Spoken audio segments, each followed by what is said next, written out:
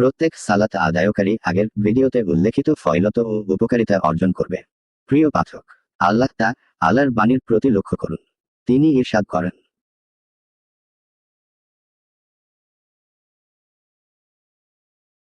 সুতরাং দুর্ভোগ, ওয়াইল, জাহান্নামের একটি স্থান সেই সালাত আদায়কারীদের যারা তাদের সালাত সম্পর্কে উদাসীন। সূরা আল মাউন, আয়াত 4-5। তাফসীরকারকগণ এই আয়াতের তাফসীর করেন যে, এই আয়াত দ্বারা ওই সমস্ত লোক বুঝায় যারা সালাতকে তার সময় থেকে পিছিয়ে অসময়ে আদায় করে। সা'দ ইবন আবি ওয়াক্কাস থেকে বর্ণিত, তিনি বলেন, আমি নবী সাল্লাল্লাহু আলাইহি ওয়াসাল্লামকে আয়াতটি সম্পর্কে জিজ্ঞাসা করলে তিনি উত্তর দেন, এরা ওই সমস্ত মানুষ যারা সালাতকে তার প্রকৃত সময়ে আদায় না করে পরে আদায় করে। তাফসীর ইবন কাসির। আল্লাহ তাদেরকে মুসল্লি, সালাত আদায়কারী নামে অভিহিত করা সত্ত্বেও তাদেরকে ওয়াইলের হুঁশিয়ারি দিয়েছেন, কেননা তারা সালাত প্রকৃত সময়ের পরে আদায় করে। অতএব সালাতকে আপন ওয়াক্ত থেকে পরে আদায় করার জন্য আল্লাহ যাদেরকে ওয়াইলের হুঁশিয়ারি দিয়েছেন, তারা কিভাবে উপরোক্ত উপকারিতা ও ফয়লতের অধিকারী হবে।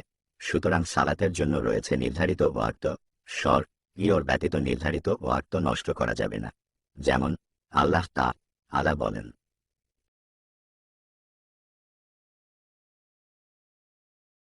নির্ধারিত সময়ে সালাত আদায় করা মুমিনদের জন্য অবশ্য কর্তব্য। সূরা আন-নিসা, আয়াত 103। ইবন কাসির তার তাফসীর গ্রন্থে উল্লেখ করেন, ইবন আব্বাস মাওকুতান এর তাফসীরে ফরজ অর্থ নিয়েছেন। তিনি আরও উল্লেখ করেন, হজের মতো সালাতেরও সময় নির্ধারিত।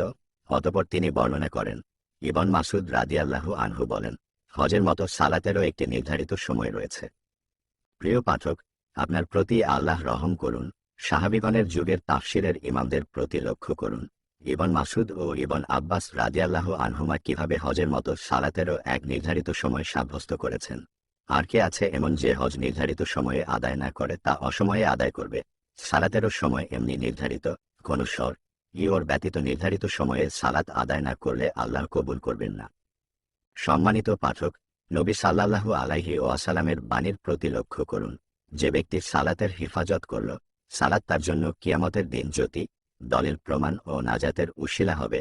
আর যে ব্যক্তি সালাতের হিফাজত করল না, তার জন্য সালাত কিয়ামতের দিন জ্যোতি, প্রমাণ ও নাজাতের উশিলা হবে না, বরং কারুন, ফিরাউন, হামান এবং উবাই ইবন খালাফের সাথে তার হাসর, পুনরুত্থান হবে। মুসনাদে আহমদ। আর যে ব্যক্তি সালাত ঠিক সময়ে আদায় করল না, সে সালাতের হেফাজতও করল না। অতএব সালাত নির্ধারিত সময়ে আদায় তৎপর হন ও এর প্রতি গুরুত্ব দিন। সালাতের নিয়ম কানুন শিখার প্রতিও তেমনি তৎপর হন, কেননা নবী সাল্লাল্লাহু আলাইহি ওয়াসাল্লাম বলেন, তোমরা সেভাবে সালাত পড় যেভাবে আমাকে সালাত পড়তে দেখ। সহিহ বুখারী ও মুসলিমে রয়েছে, নবী সাল্লাল্লাহু আলাইহি ওয়াসাল্লাম মসজিদে প্রবেশ করলেন। এমতাবস্থায় এক ব্যক্তি প্রবেশ করল ও সালাত আদায় করল। তারপর নবী সাল্লাল্লাহু আলাইহি ওয়াসাল্লামের নিকটে এসে সালাম দিল।